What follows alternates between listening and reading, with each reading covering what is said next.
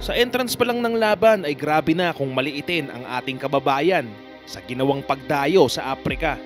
Kaya naman lumipas lang ang ilang minuto, ganitong katakot-takot na pangyayari ang naganap. Wow! Big right! Oh! Let's see if he'll be finishing. The referee jumps in. It's over. You may try the great red. The referee's giving every chance. The fight is over. Unbelievable stuff. Halos ilang araw nang di makatulog dahil sa sobrang pagkasabik patiklupin ang Pinoy. Upcoming rising superstar, undefeated WBC World Rated number 10, Landy Nieke. Ito ang baong kartadang pag-aangas nito nang kaharapin ang Pinoy knockout artist. May dalawang dungis ng kartada si Raquinel, pero ang matindi dito ay mayroon itong 15 wins, 12 by way of knockout. Kaya't ang sino mang mahahagip ng galamay at tigas ng kamao nito'y paniguradong may kalalagyang mahimbing sa ibabaw ng ring. Ang paghihirap sa pagtulog ng katunggali nito ay agarang mabibigyang solusyon. Taglay ang kamaong Pilipino. Matagal hindi nakalaban si Raquinel sa dibisyon, kung kaya't ang kumpiyansang ito ay bitbit ng promoter para dalhin ang laban sa baluarte ng Afrika. Sa ganitong paraan ay malaki ang inaasahang panalo nila sapagkat mahihirapan ng Pinoy mag-adjust sa mga ganitong uri ng setup, lalo na't nalalapit na ang kanilang rising star prospect sa tugatog ng tagumpay, lumaban sa World Championship. At para ating malaman at masaksihan ang malagim na sinapit sa siping ng Pinoy, ating ilatag ang bakbakang JR Raquinel versus Landy Nieke, battle for WBO Super Flyweight Regional Title. Welcome sa ating commentary podcast, Raquinel versus your Pilipinas kontra Indonesia. So blue trunks para sa Pinoy at black with gold naman sa kanyang katunggali. Huwag po kayong malilingat sa bakbakang ito dahil grabe po ang laro dito ni JR Raquinel. Oh! Napakagandang energetic round number 1. Oh! Pinitik lang ni JR Raquinel at nasaktan po agad. So this is the latest fight of JR Raquinel at mamaya-maya lang isa lang natin yung pinakamagandang laban ni JR Raquinel. So tuloy ang bakbakan. Oh! Nice punches by JR Raquinel. Oh! Grabe! Grabe yung uppercut doon ni JR Raquinel. Tinapos po ni JR Raquinel nang mabilisan itong katunggali. Dumako naman tayo sa kanyang katunggali dito. Raquinel versus Nieke. Ito po ang pagdayong ginanap sa South Africa, kung saan minaliit ang ating kababayan sa bakbakang ito. Undefeated po ang kanyang kalaban dito na si Landy Nieke. 10 wins, 0 loss, and 4 by way of knockout. Kitang-kita naman natin yung laro ng may kulay ang buhok na Aprikano. Gustong-gusto niyang laruin itong Pinoy. At napaka-importanting bakbakan po ito dahil nakataya po rito yung WBO Intercontinental Super Flyweight Belt.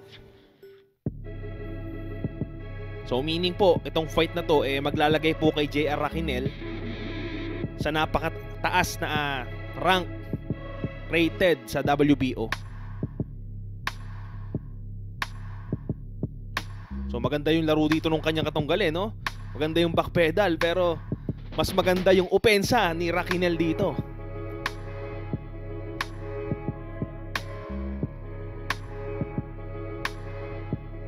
Raquinel is recognized bilang southpaw kung lumaban.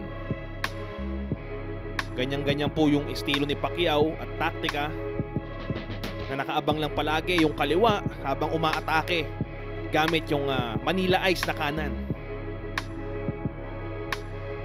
Batang-bata pa po ito si JR Raquinel. Edad 25 ng bakbakang ito. At nasa rank number 11 po ng super flyweight. Meaning, malapit na po sa top number 10 itong si JR Raquinel. Kaya sa bakbakang ito, ihahatid natin at mapanood nyo yung galaw. Oh! Waram! Grabe yung mga suntok dito ni JR Raquinel. At mapapansin mo sa kanya, sobrang pasensyoso niya, no? Pero pag umarangkada, alam niya yung pwestuhan eh. Ayan, oh.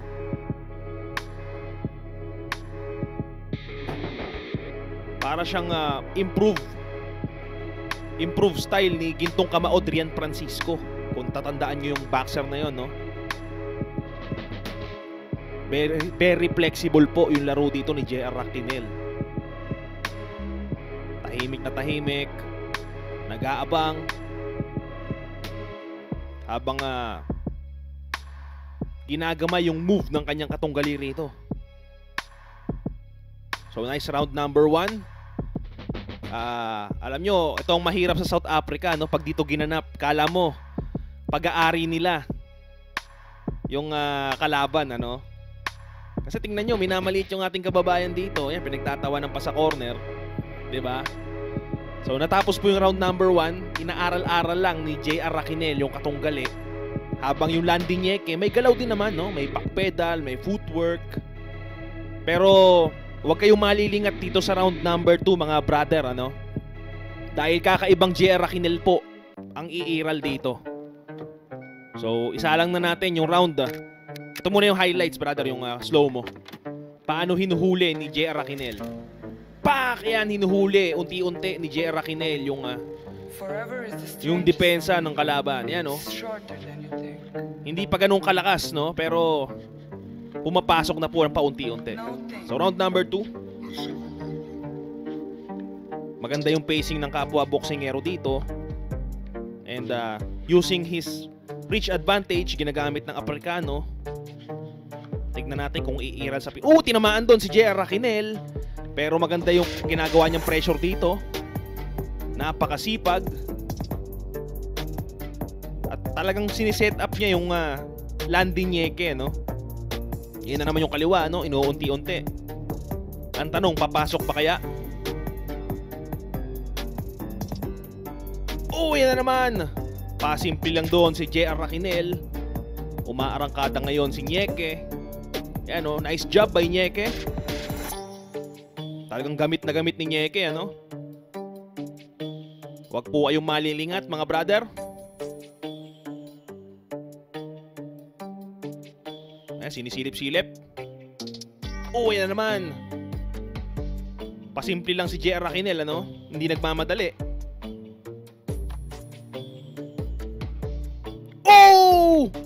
Yun! Kumbaga may sharpshooter punches itong si JR Raquinel. Talagang hilong-hilo ron yung napakatangkad na si Landing Nyeke. Napakahaba po ng reach niyan, ano? Pero tumayo pa po si Landing Nyeke. Tignan natin, mga brother. Pero hindi doon tinawagan ng referee, ha? Ano yun? Napakadaya ng referee, hindi binilangan. Tignan natin. Tinapos po ni JR Raquinel sa mabilisan ng bakbakan.